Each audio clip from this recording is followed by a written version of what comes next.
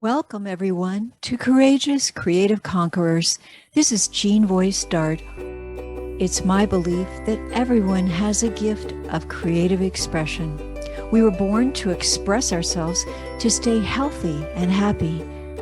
Whether you are planting a garden, writing a story, building a cabinet, sewing a scarf, or singing a song, what matters is expressing from the heart. And the creative and expressive arts are a healthy coping strategy that shifts us from trauma to triumph. So join me as we listen and learn key tips and techniques from our special guest and courageous creative conqueror. Our special guest today is Terri Banner Fitzsimmons, author, motivational speaker, and creative writer. Welcome, everyone. This is Courageous Creative Conquerors, and I'm your host, Jean Voice Dart. And I have with me today Terri Fitzsimmons, and she's here to share with us a remarkable story of her journey from ashes to transformation. And I'm just so happy to have you here, Terri. Thank you. Well, thank you. I'm so pleased to be here. Very much so. Let's start with this question for you. Tell me, this is a Courageous Creative Conquerors, and I'd love for you to share your beginnings as a child growing up. Were you always creative? You're asking if I was creative. In this mind, yes. In my mind, I was Superwoman. I could do everything. I was out there. But the realization, or should I say the reality, was very insecure, afraid of my own shadow. The word can't always came to mind as a child. I couldn't dance. I was too clumsy. Okay. My friends could draw. I couldn't even draw stick figures. The teachers at school would ask me to mouth the words in choir because my voice was so horrible. That's terrible. But I just found myself resonating to books and to movies, and I would create these scenarios in my mind. So I would just go under the covers and write. And then my father, who was very strict and had taught English, I remember him coming into my room with the red pencil, that dreaded red pencil, and marking and crossing out words, and the eyebrow goes up. And why would you want to write this? And I never wrote.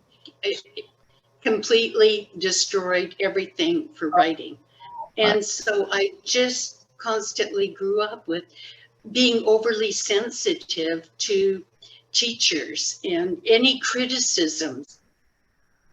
Looking out there with that impish face, and just trying to make sense of what was going around me, and listening to people. And that was the first house we were brought up in, the little brick house, family of 4. We didn't realize we were poor at the time. Very much in thought there. Oh, yes. You're creating, right? Mm-hmm. Mm-hmm. All right. And here you are. What a lovely picture. Yeah, I think I had one of the nightgowns there. It looks like. Every family of the 1950s, remember, with the Cocker Spaniels, and me sitting there trying to drink because Nettles would come up. If I had chocolate milk, he would attack me and just drink it. And those were happy times. The typical family home picture there. What was happening in your family? You mentioned that your father was rather strict or critical of you. Was it a happy family time? Well, you remember in those days, in the 1950s, everything stayed, within the home. And the typical middle-class family, my mother stayed home. My father was a high school principal. And I had developed this split personality because when I discussed things with my father, I was only allowed to talk about education. Nothing else mattered. Nothing was important. I remember his favorite expression was, if I went to tell him something, he'd go, "Oh, would that stop the war in Vietnam?" So you knew you had to switch and talk about school. And with my mother, very critical of how I wore my hair and how I dressed, and had to be absolutely beautiful for her. And so I, just completely switched. But finding out when I look back in retrospect and reframe my life, that was common in those days. But again, I need to remember how sensitive I was with all of that. And being behind closed doors, I never talked to anybody. So I figured it was all me. It's very, very wise of you to look at it in perspective. Yes. Kind of what was going on in the 50s and 60s. Yes. And here's your family there. And I see you have a brother. My brother was 6 years older than me, and we were never really close. I mean, he was the typical older brother. Taught me how to ride a bike. He put me on the hill and put me down the hill with no brakes. And just typical older brother antics. Oh, so yeah. I guess those were happy memories down in California. I love that picture. Oh, and there's, as you can see, my mother always, right up to the time she was 96 when she died, she was still wearing her makeup, putting on, as she called her, bling, still doing exercises at 96. Absolutely remarkable woman. So many people adored her. She worked at Costco after my father died. She went to work at the age of 70, became a food demonstrator, and worked until she was 92. Oh, wow.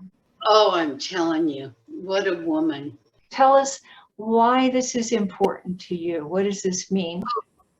Very important. I was working as a directory assistance operator for British Columbia Telephone Company, and I was chosen to travel across British Columbia at different trade fairs. And I chose as the outfit, red and white polka dot top and hot pants and white vinyl boots.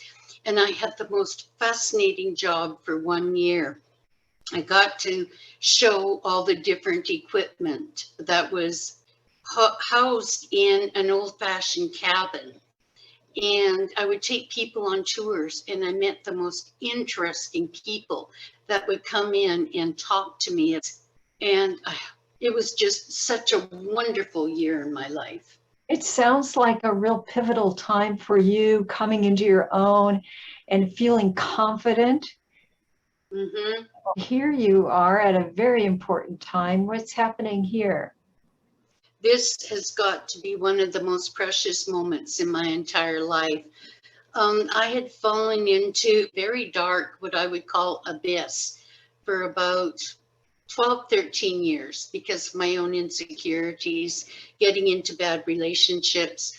I was so insecure that I didn't even drive a car until I was 40. I registered for college at the age of 40, thinking I was taking a creative writing class.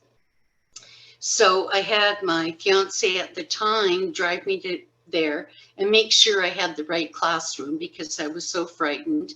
I got into the classroom and realized it was just a very basic English class. I had the wrong class, but I was too embarrassed to walk out of the classroom because everybody would be staring at me. So I ended up staying in the class and getting to know the professor, and the counselors helped me and built my confidence. And I was able to go through and get my associate's degree, bachelor's degree, master's degree in educational counseling. I graduated at the top of my class. I started a Rascals Club, which was Returning Adult Students Learning Center, to help older adults with their studies. it was just wonderful. And so with this picture, I was just amazed that I even made it that far. And I just vowed that nothing was going to stand in my way again. What an inspiration you are, going all the way up to getting your master's degree, and how brave you were. You're such an inspiration to so many people out there. Thank you. After I retired, I became the director of an independent study program, and for people who didn't have their degree, and to be able to counsel them and tell them it was never too late. It's just so rewarding. Wonderful. Mm. Every birthday I had to spend with my mother, she had balloons all over the entrance of the apartment building, all the way down the hallway. She got that cake with a picture of me on the top. Is your mother still with you? Your mother gone now? I was with her right at the beginning of the pandemic. She had a major heart attack, and everything was closed down. I was so lucky to be able to be with her when she passed. It's wonderful. And when I was going through counseling, I remember going through the self-pity of all these things happening to me, my mother dying and other things going on. And my counselor used the word reframing. It was reframing all those incidents in my life to be able to say, wow, I got to be with my mother. Well, I got to pack up her things when everything was closed down. I took care of all the paperwork. I sold the car. I did everything. And it's such a different outlook on your past. That's so important. I love what you say about reframing. That's very important. We can choose to look at the blessings, or we can choose to look at what's missing. And you're reframing it and saying, well, I got to do this, I got to do that. And that just makes a huge difference to bring that gratitude in and shift that with reframing. So thank you for bringing that up. Yeah. Here as a courageous creative conqueror, and I know that you've had some trauma that we haven't really talked about, so let's take a look at that. Okay, so you lost everything except for the clothes on your back in the 2018 Paradise, California fire. And it was devastating, but you survived and you thrived. And you wrote a book, Phoenix Rising from the Ashes. Tell us, how did all this start for you? Okay, in July of 2018, my fiance Jim and I decided, we were both retired, so we decided to move up to a beautiful town called Paradise, California. We found our perfect home. Jim was beside himself, and we would sit out there and look at our massive backyard and see all the deer coming through. We were able to feed the deer, and we were only up there for just a few months before my mother had fallen down, broken her hip. And so I was up in Canada for about 7 weeks. And then, and on the move up there, Jim, of course, had a major heart attack while we were moving up there, but we made it up there. So everything, all of our problems were behind us. So I get home, I found a job substitute teaching. So I was only working a week, and I was at a rural school when Paradise was on fire. So I had to take the children and get them on a school bus, and we spent the day escaping the flames. And I didn't find out till I think it was about 2 or 3 days later that we had lost everything. There's just nothing left. I remember going into the day of the fire, we went into a Walmart and I picked my underclothes, a toothbrush, a hairbrush, and put them into a sack and went, Jim, this is all I own. This is it. Everything I own is in this bag. And that was it. We had how fast things happen. Oh my goodness. So first Jim has a heart attack, then your mother breaks her hip, and then you get started this new job, and then all of a sudden Paradise, where you live, is the whole city is on fire. What were you doing those days when you're waiting, and where were you? I know this sounds crazy, but everything works out. Jim's ex-wife, who I get along with tremendously, she's like one of my best friends. She lives in Wairika, Northern California. And so she invited us up there to stay. And Jim's son lives up there also. So we were one of the fortunate ones to have a roof over our shoulder. And I'm one of these take charge persons where the next day I immediately purchased a laptop and got the insurance paper. But that whole time, my mind was just reeling because it wasn't only my possessions and everything, it was my identity. I'm a Canadian citizen, so I had to fight to get my Social Security card, which I couldn't get without my green card, and I couldn't get my passport, and I had to drive down to Sacramento to get that, my green card. I couldn't go home and see my mother who was sick. It was just, months of all of that. Let's take a look at what you saw. It's making me cry right now. Oh my gosh. Okay. The whole city wiped out, home after home. There you are. How did you feel going back there and seeing that? It was, I know this sounds strange, in the midst of my crying, I was able to sit in my own car, get this, my own car, and cry. Some friends of mine had driven me down there because, as I told you earlier, I was at a school. I had to leave my car there and get on a bus and help out about 20 special need kids on a bus. I had to leave everything behind. On that day, I went to the school, and the school partially burned, but do you realize my car was still in the parking lot? It was okay. There was no burn marks. There was nothing. It started up, and I thought, okay, there was an angel on my shoulder at that point. So the beginning of my recovery, I thought, okay, here's one golden nugget that's telling me, Yeah. okay, Terri, there are other golden nuggets. So yeah. Amazing. Just amazing. You have your car, and I think, you're, as you said, your focus was on being who you are, a teacher. You're there, you have those special needs kids, you're getting them on the bus, you're taking care of them. That's your first concern. How yeah.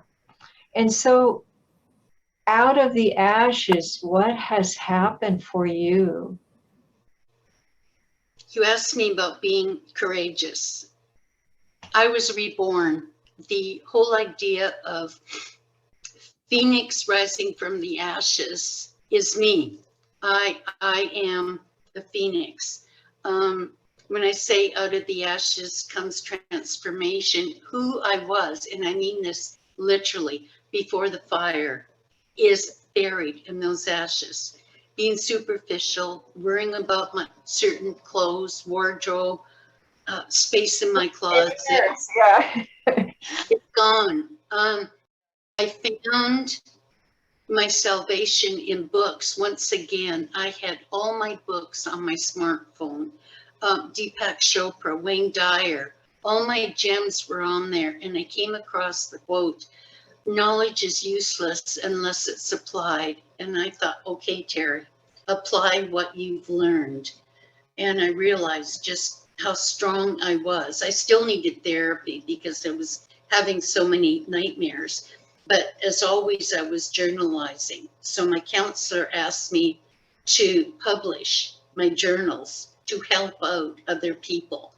So I wrote down my experiences. I interviewed other people who were in the fire, some people who were still stuck. They couldn't move on. So I started giving book readings and showing people that they weren't alone, that they were survivors, they were not victims. So you weren't that shy, self-conscious little girl anymore. The preciousness of life was so clear, and the gift that you are alive, that you survived. You want to do something with that. You want to fulfill that. Yeah. Beautiful. So let's take a look at what you did here. So you wrote 2 books to start. Right. And when was this? Tell us about this. I believe 2019. There was just so many things happening. I used to joke around that the flames of paradise just wouldn't let up on me. They just kept chasing me. Like after the fire, I had my toes operated on, and then I got a job and ended up with double pneumonia, and then having to put my cat to sleep. And then it just kept, oh, and then just after we moved into our new home in Oregon, a hit and run driver crashes into our home. And I thought, okay, all right, enough is enough. So what happened to that young woman that was feeling self-conscious about writing because her father was saying, you broke through all those barriers. Is your father still alive?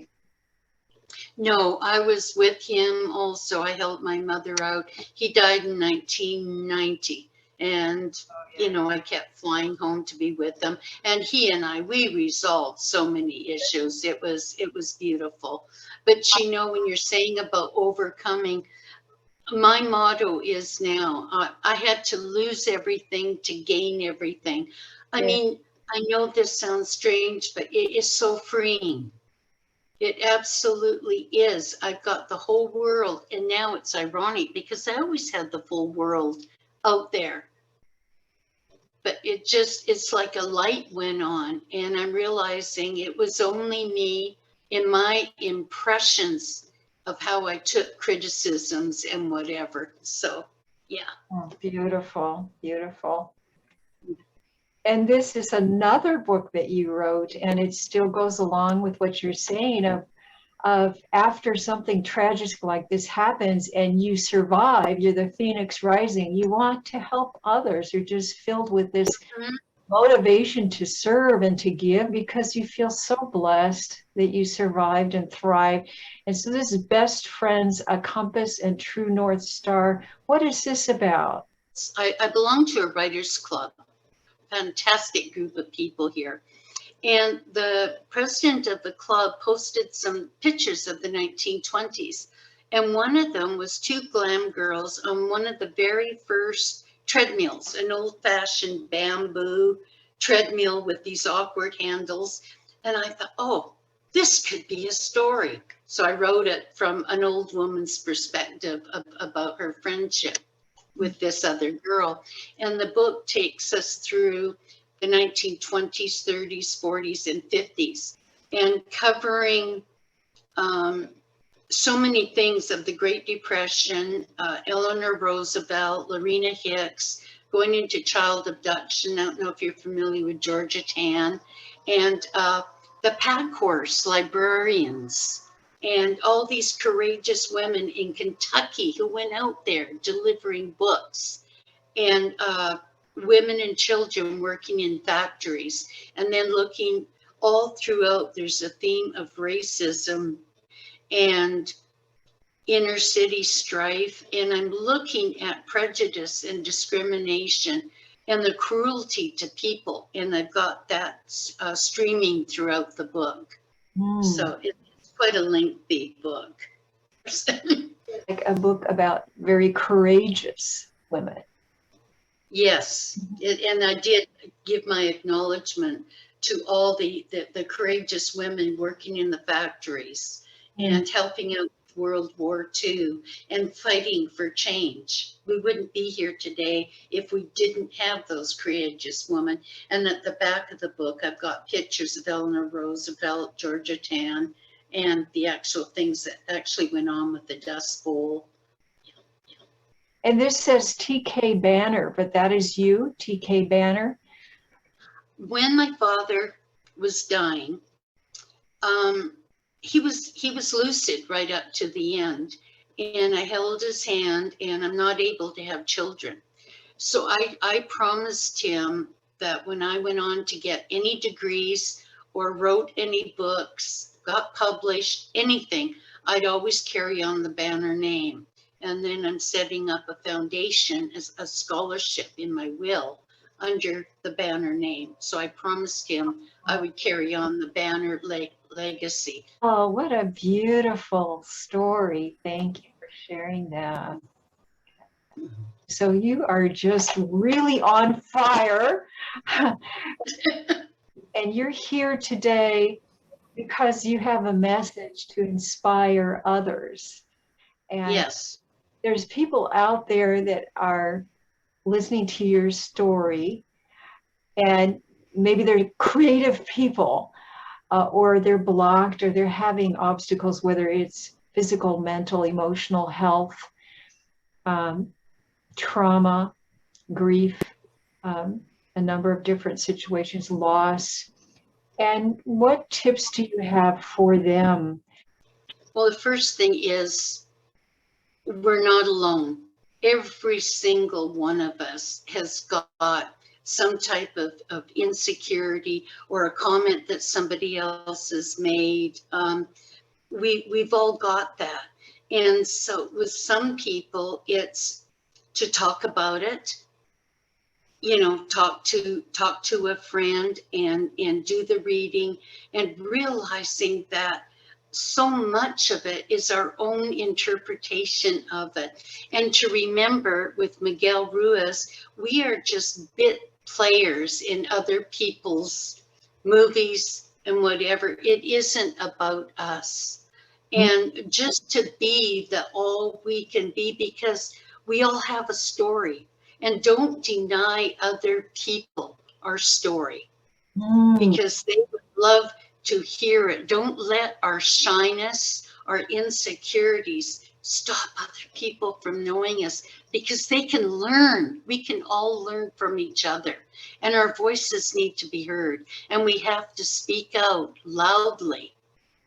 Oh, that's very powerful. Don't deny other people our stories. So often we think that we're being selfish if we talk about our stories, but you're flipping it and saying, don't deny other people our stories, because it could be that when you share your art, your drawing, your music, your poetry, whatever you share, your story, it could make a lifetime of difference for someone. It could just be that pivotal point in their life where they go, oh my gosh, you really touched my heart.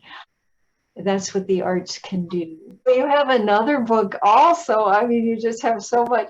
Let's take a look at this one here. Untie the Knot in Cannot. Releasing the Beliefs of Victimhood. I love that so much. Choosing not to be a victim, choosing to be a victor, and get rid of all those can'ts and cannots. That is so important in my life, and I know in yours from after hearing your story. So tell us about this. Why did you decide to write this?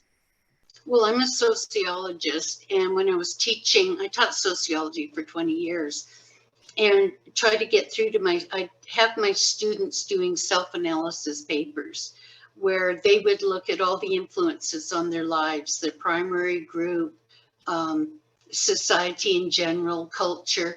And I was looking at all the different things that, teach us that we cannot do things. And you look at, especially with culture, that we have to be perfect. And saying it's okay, we are perfect in being imperfect. But we need to get rid of that word can't. It's been so lovely to be with you and hear your story. And you just have all these gems that you've shared with us today. It's just been a real treasure to have you here. So thank you so much. Do you have any final words to share before we close? Okay, my big final thought is with Wayne Dyer. He was in the swimming pool with his child, and the child jumped on top of him and said, "Daddy, sing me my song."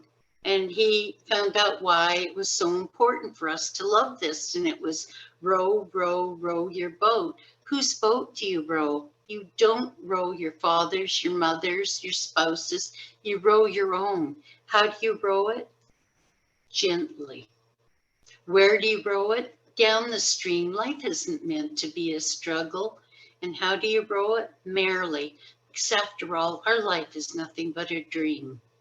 Yes, I love that song. Yeah. Thank you for ending with that. And thank you, everybody, for being here with us today and supporting the expressive arts. And remember that you have that creative flow within you, and express it through the arts, and always believe in yourself. Thank you, everyone. See you next time. Bye. To see more Courageous Creative Conquerors videos, join the weekly creative community calls, or learn more about private sessions, visit jeanvoicedart.com.